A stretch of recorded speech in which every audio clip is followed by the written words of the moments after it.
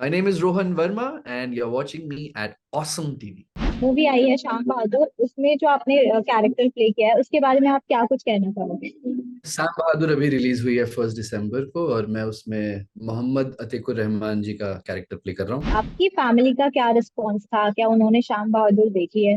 तो बहुत प्राउड है, सब बहुत खुश हैं, बहुत शुभकामनाएं भेज रहे हैं। How do you switch on और switch off those characters? Switch करना उतना बड़ा चैलेंज नहीं हो जाता है, क्योंकि एक वक्त के बाद आप क्राफ्ट पे भी काम कर रहे हैं, आप ट्रेनिंग भी कर चुके हैं। प्रोजेक्ट साइन करते हैं तो आप क्या चीज देखते हैं? मुझे ये समझ में आया है कि जो किरदार आप तक पहुंचता है वो आपके थ्रू ही निकलना है। तो सबसे पहले तो मैं ट्रस्ट करता हूँ। और आपको म्यूजिक में भी बहुत इंटरेस्ट है, लाइक इंस्ट्रूमेंटल्स में।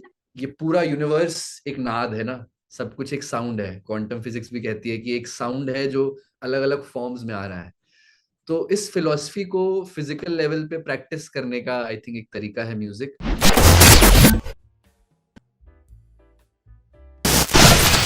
हेलो बचपन एंड से। Welcome to awesome TV. Yes, congratulations आपकी न्यू मूवी आई है शाम बहादुर, उसमें जो आपने कैरेक्टर प्ले किया है उसके बारे में आप क्या कुछ कहना चाहोगे? सैम बहादुर अभी रिलीज हुई है 1 दिसंबर को, और मैं उसमें मोहम्मद अतीकुर रहमान जी का कैरेक्टर प्ले कर रहा हूँ।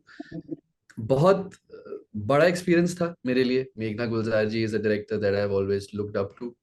उनकी तलवार जब मैंने पहली बार देखी थी, और फिर राजी देखी थी, तो उस तरह से एक स्टोरी टेलिंग को इतने ठहराव के साथ करना किसी भी एक्टर के लिए बहुत ऑनर और बहुत ही डीप एक्सपीरियंस होता है उस तरह का काम करना। तो मैं हमेशा से चाहता था, और वो मैनिफेस्ट हो गया। और I play Mohammad Atiqur Rahman as I said, और he was the ally of Sam Manekshaw when they were fighting in world war 1941 में, जब बर्मा में ब्रिटिश इंडियन आर्मी की 2 बटालियंस वहां गई थी। तो उसमें एक बटालियन के कमांडर थे अतीकुर रहमान, और एक बटालियन के कमांडर थे सैम मैनिकशॉ। तो उस समय उनकी दोस्ती गहरी हुई, और कहा जाता है, इतिहास में भी दर्ज है कि बहुत आखिरी समय तक, जब तक वो जिंदा थे, तब तक उन लोगों ने अपनी दोस्ती निभाई।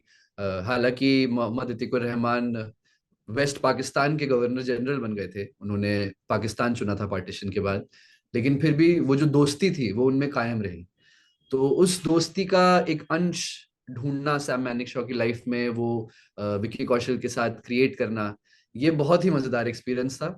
और बहुत ही आसान एक्सपीरियंस था, बिकॉज विक्की कौशल, विक्की भाई के साथ काम करना अपने आप में बहुत मजेदार और बहुत ही आसान होता है। वो इंसान ऐसे हैं, वो एक्टर ऐसे हैं, इतने गिविंग एक्टर हैं कि बहुत आसानी से वो रैपो उनके साथ बिल्ड हुआ, और वो आपको स्क्रीन पे दिखाई भी देता है। आपकी फैमिली का क्या रिस्पॉन्स था? क्या उन्होंने शाम बहादुर देखी है? फैमिली, मेरी फैमिली, फ्रेंड्स, स्कूल, जितने भी लोगों ने सिनेमा घर में गए, और मैंने सब जगह पहले से अनाउंस नहीं किया था, तो सडनली देख के सब लोग इतना खुश हुए। और आप यकीन मानिए, मैं उम्मीद नहीं कर रहा था, क्योंकि स्क्रीन टाइम वाइज बहुत देर तक नहीं रहता हूँ मैं स्क्रीन पे। वो टाइम छोटा है, लेकिन उस छोटे से टाइम में भी इतने पुराने दोस्तों ने, इतने पुराने रिश्तेदारों ने कहाँ कहाँ से नंबर ढूंढ के कॉल किया। और बहुत सबका सीना चौड़ा था। एक तो कहानी इस तरीके की है, हम अपने देश के हीरोज को सेलिब्रेट कर रहे हैं, और उस तरह की कहानी में अपने किसी जानने वाले को देखना इतने अहम भूमिका में, तो बहुत प्राउड है, सब बहुत खुश हैं, बहुत शुभकामनाएं भेज रहे हैं।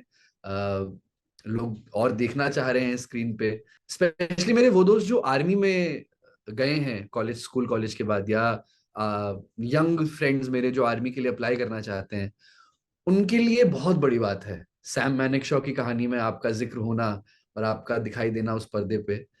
तो मेरे जानने वाले और दोस्तों के लिए तो बहुत खूबसूरत एक्सपीरियंस है ये, देखना उन्हें। और शूट्स आपके स्टार्ट हो गए, आपके बहुत सारे अपकमिंग प्रोजेक्ट्स हैं जिनके जी। शूट स्टार्ट हो गए हैं। तो जी। वो कैसी एक यस एक्सपीरियंस है उसका? तो कईयों के शूट्स अभी चल रहे हैं, कईयों के खत्म हो गए हैं। तो मतलब ये तो अब ऊपर वाले की कृपा है कि 4-5 प्रोजेक्ट्स ऐसे हैं जो हमने अच्छे से शूट किए हैं। बहुत मजेदार प्रोजेक्ट्स हैं, कुछ गंभीर प्रोजेक्ट्स हैं, सेंसिटिव स्टोरीज हैं, कुछ बहुत एंटरटेनिंग स्टोरीज हैं, बहुत अलग अलग तरह के किरदार हैं। और ये भी मैं अपने आप को बहुत ही फॉर्चुनेट समझता हूँ कि बहुत अलग तरीकों के किरदार एक्सप्लोर करने का मौका मिला है। बन के रेडी हैं। कुछ 5 प्रोजेक्ट्स हैं, जिसमें कि मर्डर इन माहिम, अंगमलई डायरीज का हिंदी अडेप्टेशन है। फिलहाल मैं शंकरन नायर की बायोपिक है, धर्मा की फिल्म है, उसके लिए शूट कर रहा हूँ। और ऐसे कई, इश्क झमेला एक कॉमेडी फिल्म है लंदन बेस्ड। तो ये सारे प्रोजेक्ट्स रेडी हैं, और मैं आशा कर रहा हूँ कि वो अपने हिसाब से जब उनका सही वक्त होगा वो ऑडियंस के सामने आएंगे। अंगमलई डायरीज का रीमेक हमने शूट किया है, एक मधुमिता मैम है जिन्होंने केडी बनाई है साउथ में। उस टीम के साथ शूट करना मेरे मेरे लिए बहुत ही एक मजेदार एक्सपीरियंस था। उनकी एक्शन डायरेक्शन की जो टीम थी वो साउथ से थी, सिनेमाटोग्राफी टीम साउथ से थी, मैम साउथ से हैं। तो वो जो अप्रोच है टू फिल्म मेकिंग, और इतनी मेथोडिकल, और इतनी खूबसूरती से कहानी को कहने का जो ढंग था, जिसमें एक फेमिनिन क्वालिटी है उस फिल्म में, एक सेंसिटिव क्वालिटी है जो कि आपने ओरिजिनल अंगमलई में नहीं देखी होगी। तो उस प्रोजेक्ट के लिए I am really looking forward to. आप गोवा को एक अलग नजर से देखेंगे, आप दोस्तों को, लोकल गोवा की क्यूजीन को बहुत अलग तरीके से देखेंगे। तो वो है। और इश्क झमेला एक प्रोजेक्ट है जिसमें I am playing Instagram influencer who has a lot of popularity, और बहुत लोग उसके पीछे हैं, और हीरोइन भी उसके प्यार में है। पर बड़ा ही मजेदार और इंटरेस्टिंग कैरेक्टर है। तो बाकी उसके बारे में जब लोग देखेंगे तो मजा आएगा। बट Z5 पे वो फिल्म आएगी, अर्जुन रामपाल, महिमा मकवाना, इन लोगों के साथ काम करने का मौका मिला। तो ये है। मर्डर इन माहिम बहुत ही एक शानदार और सेंसिटिव कहानी को लेके एक बनाई हुई सीरीज है, जिसमें आशुतोष राणा जी का बेटा हूं मैं, और इन्वेस्टिगेटिव ड्रामा है एक। और वो भी, उसमें भी बड़ा ही संजीदा एक कैरेक्टर है जो मैं आशा करता हूँ लोग जल्दी देखें। जी, तो आप जैसे इतने सारे कैरेक्टर्स आप प्ले करते हैं, तो how do you switch on और switch off those characters? I think ये काम करते करते मुझे कुछ अब 13 साल हो गए, सीखते करते। और बहुत, आई थिंक बचपन से ही मैं एक्टिंग कर रहा हूँ। तो अब स्विच करना उतना बड़ा चैलेंज नहीं हो जाता है, क्योंकि एक वक्त के बाद आप क्राफ्ट पे भी काम कर रहे हैं, आप ट्रेनिंग भी कर चुके हैं, और एक वक्फा गुजर गया है कि आपने अलग अलग तरह के किरदार स्टेज बहुत किया है मैंने लाइफ में। तो वो रेजिलियंस और वो फ्लेक्सिबिलिटी तो अब आ गई है कि स्विच करने के आपके पास अपने तरीके हैं। चैलेंजिंग उतना वैसे नहीं है कि स्विच करना मुश्किल है, बट हाँ, हर किरदार की अपनी गहराई में जाना, उसकी कहानी को, उसके दुनिया को, आपका कहानी में बाकी किरदारों के साथ क्या रिलेशनशिप है, वो कहानी अपने आप में ऑडियंसेस तक क्या पहुंचा रही है, ये समझ, और इस समझ में गहरा उतरना, इसमें वक्त लगता है। और इसमें डायरेक्टर्स का, टीम का, राइटर्स का बहुत साथ होता है। और आखिर में आप किसी भी किरदार को उतनी ही खूबसूरती से प्रेजेंट कर सकते हैं जितना कि वो टीम, वो राइटिंग, वो डायरेक्शन, वो सब मिल के उसको होल्ड करता है। तो आई रियलाइज्ड कि इट्स अ कोलैबोरेटिव प्रोसेस। ना मैं इसका क्रेडिट अकेले ले सकता हूँ, और ना मैं अपने ऊपर वो भार लेता हूँ कि मैं एक कैरेक्टर अलग से कुछ बहुत क्रिएट करूंगा। इट्स अ कोलैबोरेटिव प्रोसेस, और हर फिल्म का अपना एक सुर होता है। हर टीम का अपना एक रिदम होता है, डायनेमिक होता है, तो उसमें चीजें निकल के आती हैं। तो मेरी अपनी प्रिपरेशन के बाद मैं छोड़ देता हूँ चीजें। जैसे कि आप प्रोजेक्ट साइन करते हैं, तो आप क्या चीज देखते हैं और क्यों? क्योंकि ये भी बहुत इंपॉर्टेंट होता है एक एक्टर के लिए। बिल्कुल बिल्कुल, नहीं, बहुत सही बात है। हालांकि वक्त के साथ मुझे ये रियलाइज हो रहा है कि जो प्रोजेक्ट अल्टीमेटली फाइनली आप तक पहुंचता है, क्योंकि बहुत सारे प्रोसेस होते हैं, आप ऑडिशन देते हैं, आपको कंसिडर किया जा रहा है, नहीं जा रहा है, फिर वो लॉक हो रहा है, नहीं हो रहा है। उस सब प्रोसेस के बाद मुझे ये समझ में आया है कि जो किरदार आप तक पहुंचता है वो आपके थ्रू ही निकलना है। तो सबसे पहले तो मैं ट्रस्ट करता हूँ कि ये किरदार अगर मुझ तक पहुंचा है और ये मुझसे बाहर निकलने की इच्छा प्रकट कर रहा है, तो मैं इसको ट्रस्ट करूं, और मैं ये समझूं कि कहानी एज एन ऑडियंस मुझे क्या छू रही है। वो जब तार मुझे मिल जाता है, तो मैं अपने आप को पूरी तरह से फिर प्रोसेस पे छोड़ देता हूँ।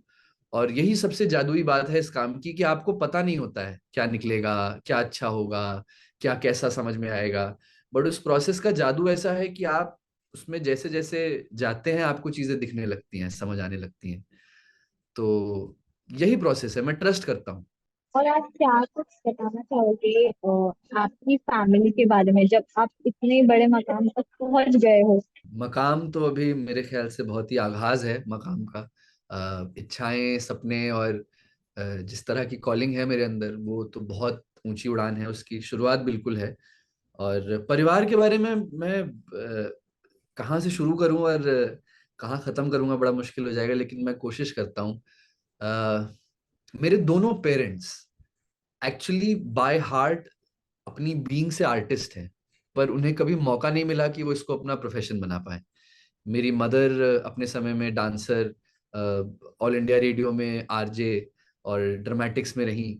फादर मेरे परकशनिस्ट हैं, तबला बजाते हैं, पर कभी भी प्रोफेशनली नहीं किया उन लोगों ने ये काम, शौकिया ही कर पाए। उस समय पे उतनी शायद अपॉर्चुनिटीज भी नहीं थी।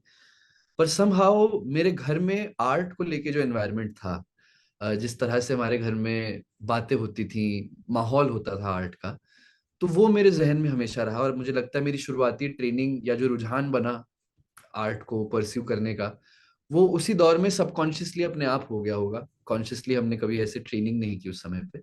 पर मम्मी जो है मेरी, वो उनकी लाइफ जर्नी मेरे लिए बहुत इंस्पायरिंग रही है। वो एक हिंदी मीडियम स्कूल से पढ़ के आज एक मल्टीनेशनल कंपनी की सीईओ हैं। तो वो जर्नी अपनी आंखों के सामने देखना बचपन से, और वो ग्रोथ देखना, वो फाइनेंशियल ग्रोथ देखना, तो उस सब ने क्या है शायद इसी को संस्कार कहते हैं, उस सब ने एक संस्कार लाइफ में दिए हैं कि कैसे ठहर के जिया जाए, कैसे हर चीज की वैल्यू की जाए, कैसे मेहनत की वैल्यू की जाए, सिंसेरिटी की वैल्यू की जाए। तो ये सब जो वैल्यू सिस्टम्स है वो मेरी मदर को देखते देखते ही आए हैं। और आई थिंक उसी का परिणाम है कि मैं इस आर्ट फॉर्म को पूरी डेडिकेशन से प्रैक्टिस कर पा रहा हूँ। और हर हर चीज को मैं उतनी ही शिद्दत से करता हूँ, क्योंकि वही देखा है मैंने अपनी मदर में। और आपको म्यूजिक में भी बहुत इंटरेस्ट है, लाइक इंस्ट्रूमेंटल्स में, आई गेस।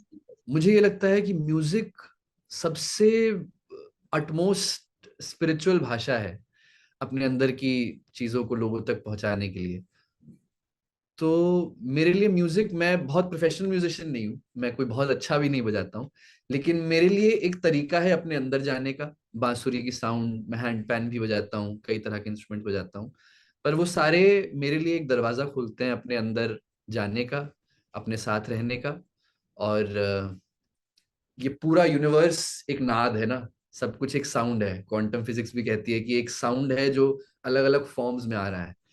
तो इस फिलॉसफी को फिजिकल लेवल पे प्रैक्टिस करने का आई थिंक एक तरीका है music.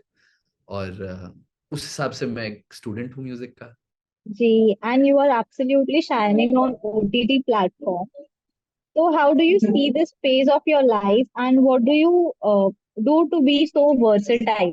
I think the best thing that I have realised is to be a student. ये मैंने किसी एक बहुत, मैं केरला में एक गुरुजी के पास गया था, एक्टिंग की वर्कशॉप थी वो।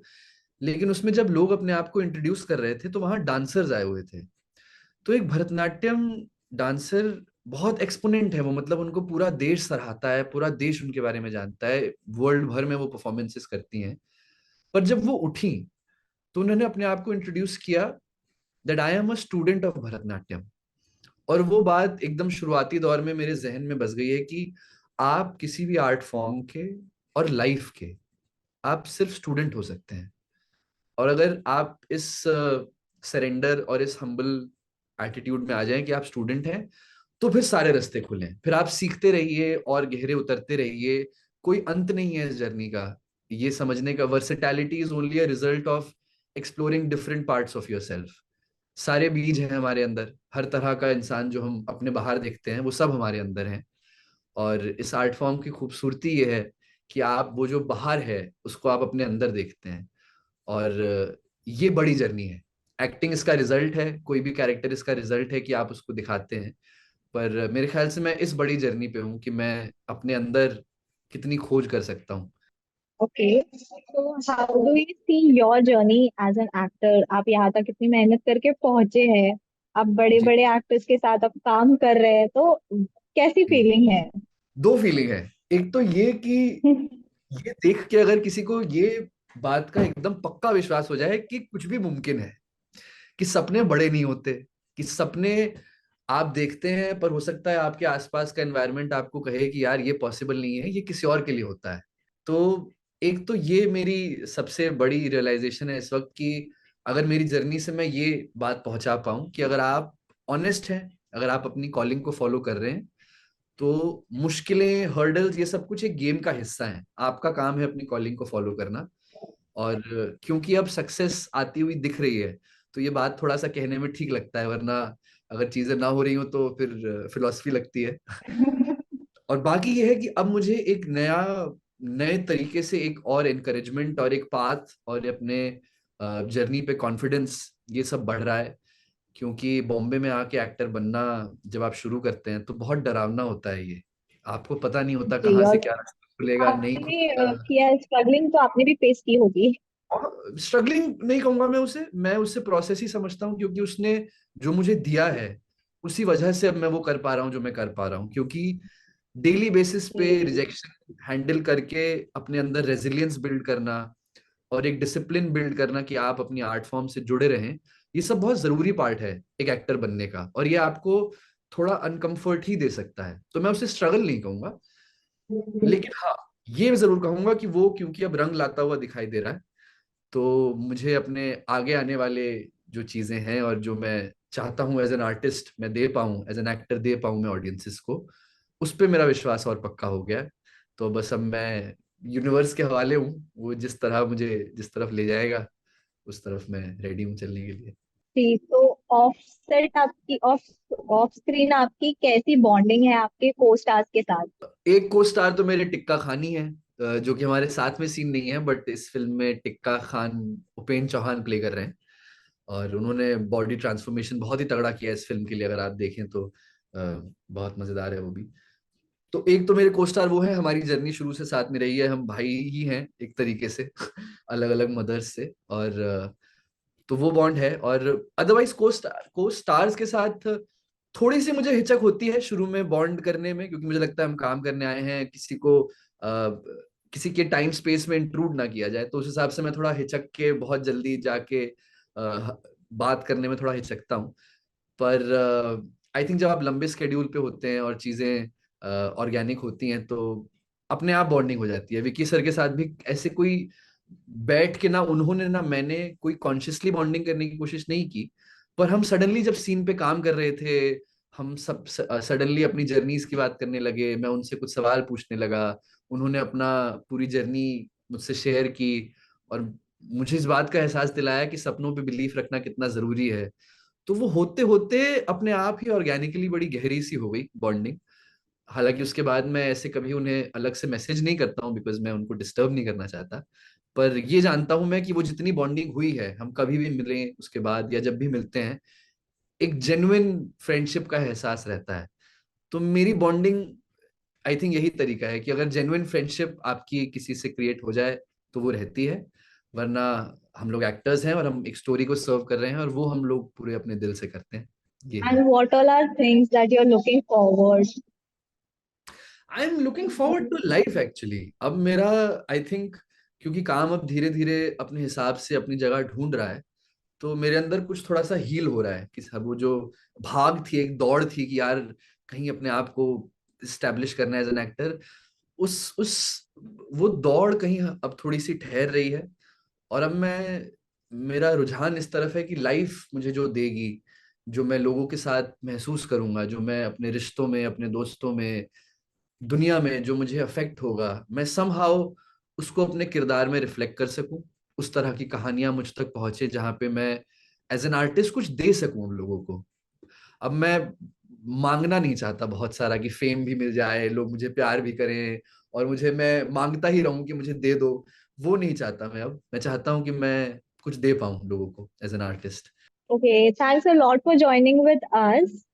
Thank you. And yeah, thank you thank you having so me and much. Giving me your time. Thank you.